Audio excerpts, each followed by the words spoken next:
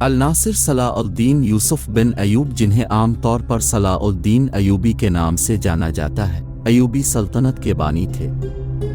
وہ نہ صرف تاریخ اسلام بلکہ تاریخ عالم کے مشہور ترین فاتحین و حکمرانوں میں سے ایک ہیں۔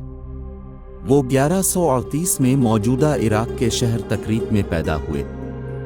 ان کی زیر قیادت ایوبی سلطنت نے مصر، شام، یمن، عراق، حجاز اور دیار بکر پر حکومت کی۔ صلاح الدین ایوبی کو بہادری، فیاضی، سخاوت اور بردباری کے باعث نہ صرف مسلمان بلکہ مسیحی بھی عزت کی نگاہ سے دیکھتے ہیں۔ صلاح الدین کو فاتح بیت المقدس کہا جاتا ہے، جنہوں نے 1187 میں یورپ کی متحدہ افواج کو عبرتناک شکست دے کر بیت المقدس ان سے آزاد کروا لیا تھا۔ سلطان صلاح الدین نسلاً کرد تھے اور 1138 میں کردستان کے علاقے تکریت میں پیدا ہوئے، جو اب عراق میں شامل ہے۔ شروع میں وہ سلطان نور الدین زنگی کے یہاں ایک فوجی افسر تھے۔ مصر کو فتح کرنے والی فوج میں یہ بھی موجود تھے۔ مصر فتح ہو جانے کے بعد صلاح الدین کو 1168 میں مصر کا حاکم مقرر کر دیا گیا۔ اسی زمانے میں 1174 میں انہوں نے یمن بھی فتح کر لیا۔ نور الدین زنگی کے انتقال کے بعد صلاح الدین حکمرانی پر فائز ہوئے۔ ان کا اصل نام یوسف تھا۔ صلاح الدین ایک اعزازی لقب ہے جس کا مطلب ہے دین کی درستگی۔ صلاح الدین کے دور میں شیخ عبد القادر گیلانی سے زیادہ کسی عالم کا اثر و رسوخ نہیں تھا، اور صلاح الدین ان سے اور ان کے شاگردوں سے بہت زیادہ متاثر تھے۔ صلاح الدین اپنے کارناموں میں نور الدین زنگی پر بھی بازی لے گئے۔ ان میں جہاد کا جذبہ کوٹ کوٹ کر بھرا ہوا تھا، اور بیت المقدس کی فتح ان کی سب سے بڑی خواہش تھی۔ ان کو جہاد کا اتنا شوق تھا کہ ایک مرتبہ ان کے نچلے دھڑ میں پھوڑے ہو گئے۔ ان کی وجہ سے وہ بیٹھ کر کھانا نہیں کھا سکتے تھے، لیکن اس حالت میں بھی جہاد کی سرگرمی میں فرق نہ آیا۔ صبح سے ظہر تک اور عصر سے مغرب تک برابر گھوڑے کی پیٹھ پر رہتے۔ ان کو خود تعجب ہوتا تھا اور کہا کرتے تھے کہ جب تک گھوڑے کی پیٹھ پر رہتا ہوں ساری تکلیف جاتی رہتی ہے، اور اس سے اترنے پر پھر سے تکلیف شروع ہو جاتی۔ 1186 میں مسیحیوں کے ایک ایسے ہی حملے میں رینالڈ نے یہ جسارت کی کہ بہت سے دیگر مسیحی امراء کے ساتھ مدینہ منورہ پر حملہ کی غرض سے حجاز مقدس پر حملہ آور ہوا۔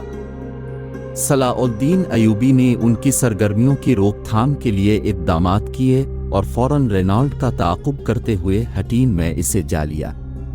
چنانچہ اس آتشی ماحول میں 1187 کو حٹین کے مقام پر تاریخ کی خوفناک ترین جنگ کا آغاز ہوا۔ اس جنگ کے نتیجہ میں 30,000 مسیحی ہلاک ہوئے اور اتنے ہی قیدی بنا لیے گئے۔ رینالڈ گرفتار ہوا اور سلطان نے اپنے ہاتھ سے اس کا سر قلم کیا۔ دراصل رینالڈ حضرت محمد صلی اللہ علیہ وآلہ وسلم کی شان میں برملا طور پر گستاخی کیا کرتا تھا، اور سلطان ایوبی نے اسے اپنے ہاتھوں سے مارنے کی قسم کھائی تھی۔ اس جنگ کے بعد اسلامی افواج مسیحی علاقوں پر چھا گئیں۔ حٹین کی فتح کے بعد صلاح الدین نے بیت المقدس کی طرف رخ کیا۔ ایک ہفتہ تک خونریز جنگ کے بعد مسیحیوں نے ہتھیار ڈال دیے اور رحم کی درخواست کی۔ بیت المقدس پورے 88 سال بعد دوبارہ مسلمانوں کے قبضہ میں آیا اور تمام فلسطین سے مسیحی حکومت کا خاتمہ ہو گیا۔ بیت المقدس کی فتح صلاح الدین ایوبی کا عظیم الشان کارنامہ تھا۔ اس نے مسجد اقصی میں داخل ہو کر نور الدین زنگی کا تیار کردہ منبر اپنے ہاتھ سے مسجد میں رکھا۔ اس طرح نور الدین زنگی کی خواہش ان کے ہاتھوں پوری ہوئی۔ صلاح الدین ایوبی وہ پہلے حکمران تھے جو 2 مقدس مساجد کے نگہبان کہلائے گئے تھے۔ صلاح الدین نے بیت المقدس میں داخل ہو کر وہ مظالم نہیں کیے جو اس شہر پر قبضے کے وقت مسیحی افواج نے کیے تھے۔ صلاح الدین ایک مثالی فاتح کی حیثیت سے بیت المقدس میں داخل ہوئے۔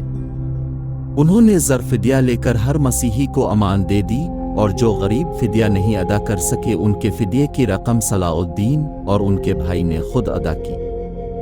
بیت المقدس پر فتح کے ساتھ یروشلم کی وہ مسیحی حکومت بھی ختم ہو گئی جو فلسطین میں 1099 سے قائم تھی۔ اس کے بعد جلد ہی سارا فلسطین مسلمانوں کے قبضے میں آ گیا۔ صلاح الدین کا غیر مسلموں سے سلوک عین اسلامی تعلیمات کے مطابق تھا، اور یہ اس کا ثبوت ہے کہ اسلامی حکومت میں غیر مسلموں کے حقوق بھی اسی طرح محفوظ ہوئے ہیں جس طرح مسلمانوں کے۔ نور الدین کی طرح صلاح الدین کی زندگی بھی بڑی سادہ تھی۔ ریشمی کپڑے کبھی استعمال نہیں کیے اور رہنے کے لیے محل کی جگہ معمولی سا مکان ہوتا تھا۔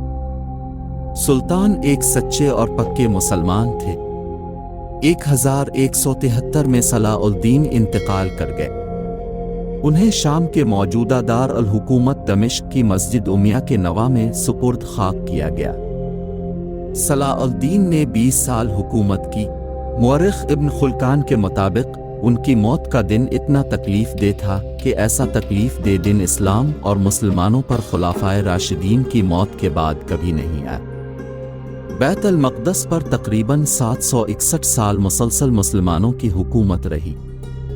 1948 میں امریکہ، برطانیہ، فرانس کی سازش سے فلسطین کے علاقہ میں یہودی سلطنت قائم کی گئی اور بیت المقدس کا نصف حصہ یہودیوں کے قبضے میں چلا گیا۔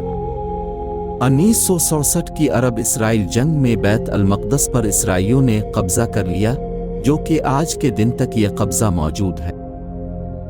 اس طرح کی ہسٹری سے ریلیٹڈ ویڈیوز دیکھنے کے لیے ہمارے چینل ٹائم ٹریول کو سبسکرائب کریں۔